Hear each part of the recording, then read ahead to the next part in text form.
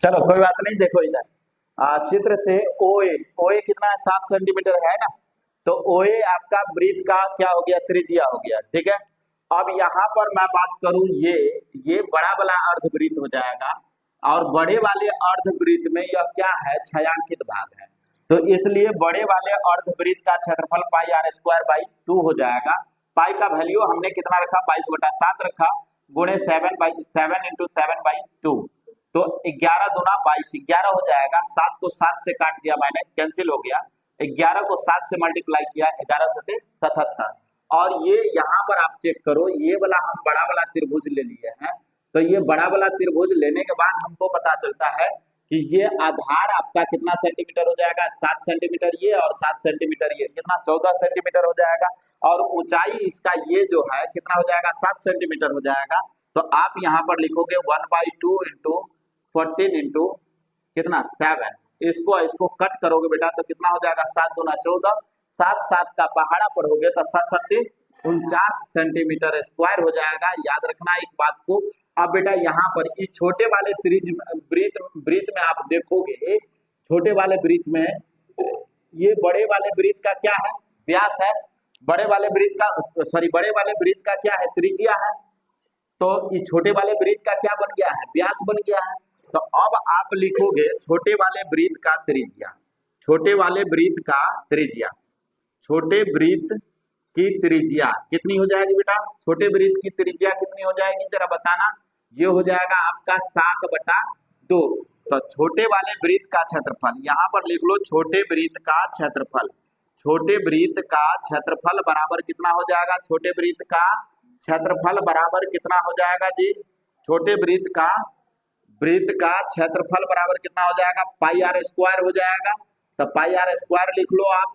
पाई का वैल्यू 22/7 गुणे 7/2 गुणे 7/2 हो जाएगा या नहीं हो जाएगा। 7 7 को आप काट दो, 11 दूना 22, अब तो कटने वाला है नहीं। तो 11 7 77/2 हो जाएगा। अब आपको क्या करना है, छायांकित भाग का क्षेत्रफल निकालना है। तो छायांकित भाग का क्षेत्रफल कैसे निकलेगा भाई, यहाँ पर मैंने लिख दिया छायांकित भाग का क्षेत्रफल, छायांकित भाग का क्षेत्रफल। तो छायांकित भाग का क्षेत्रफल जैसे ही आप लिखोगे ना, तो आप यहाँ पे निकल के आ जाओ।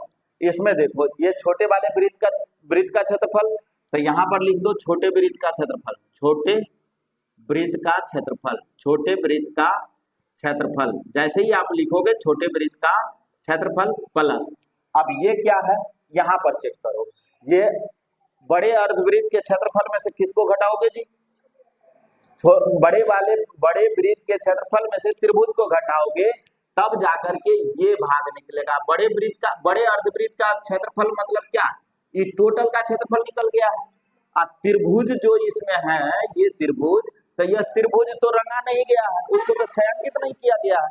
तो उस भाग को घटा देंगे तो केवल छायांकित भाग का क्षेत्रफल निकलेगा। तो अब यहाँ पर आपको क्या करना है, अर्धवृत्त का क्षेत्रफल, वृत्त का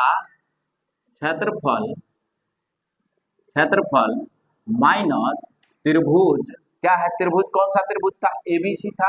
तो त्रिभुज एबीसी का क्षेत्रफल, एबीसी का क्षेत्रफल। बेटा एबीसी का क्षेत्रफल मैंने लिख दिया। छोटे वृत्त का क्षेत्रफल कितना निकल के आया है, 77/2। आप लिख लो 77/2, प्लस कर दो। और फिर अर्धवृत्त का क्षेत्रफल कितना निकल के आया था, 77 आया था, 77 कर लो। फिर माइनस कितना आया था बेटा, त्रिभुज का क्षेत्रफल, ये देख लो त्रिभुज का क्षेत्रफल 49 आया था, आप 49 कर लो। 49 में से घटा लो उसको, 77/2 तो लिख ही दो, प्लस इसमें से घटाओ 49 में से, तो 17 में से 9 जाएगा बेटा, कितना हो जाएगा, 8 हो जाएगा। 17 में से 9 जाएगा 8, ये बचा कितना, 6 में से 4 जाएगा 2। ठीक है। तो अब आप क्या करोगे, दोनों को एलसीएम ले लो। तो दोनों को एलसीएम लोगे तो कितना हो जाएगा, 2, और ये हो जाएगा 77 प्लस 28 दूना 56। अब इसको जोड़ो, 7 6 13 और 7 5 12, 12 1 13, 133/2। इसको यदि भाग करोगे तो बेटा याद रखना 66 दूना कितना होता है, 132। तो ये आंसर निकल के आएगा 66 दूना 132, आधा दूना 1, तो 66.5 दूना कितना, 133 हो जाएगा। ये सेंटीमीटर स्क्वायर निकल के आ गया। आप वीडियो को पॉज कर दो बेटा यहाँ से और पहले आंसर चेक कर लो।